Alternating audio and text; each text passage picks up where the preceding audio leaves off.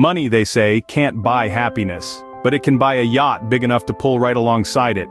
And yet here you are, struggling to pull together enough change to buy a rubber dinghy at a yard sale. Fascinating, isn't it? Now you might think that being bad at making money is a unique problem, but it's as common as a politician with a bad hairpiece. So sit back, relax, and let's dive into the tragic comedy that is your financial life. Picture this. You're at a casino, believing that you're just one game away from turning your last dollar into a fortune. You're like a dog chasing a car.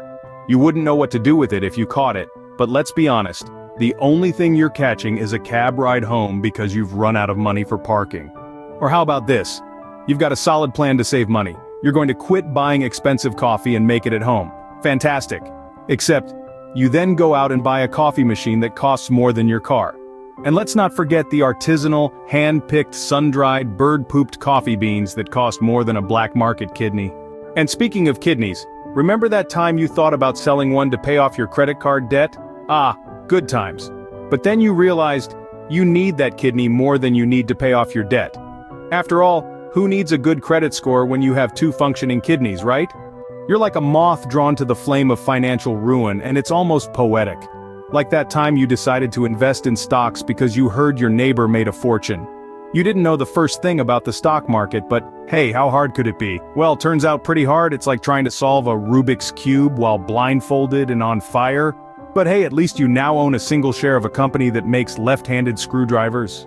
And let's not forget your brilliant idea to save money by cutting your own hair. Who needs a professional when you've got a pair of kitchen scissors and a YouTube tutorial, right? It's just a shame your job interview was the next day. Nothing screams hire me like a haircut that looks like it was done by a blindfolded monkey with a weed whacker. But don't worry, keep doing what you're doing. After all, who needs a retirement fund when you can have a collection of rare mint condition still-in-the-box action figures that are definitely going to be worth millions someday? Who needs a savings account when you can have a wardrobe full of designer clothes that you bought on sale? Who needs financial stability when you can have the thrill of wondering if your card is going to be declined at the grocery store? So keep it up, you're doing great, and remember, money can't buy happiness, but it can buy a yacht, and I hear those are pretty nice.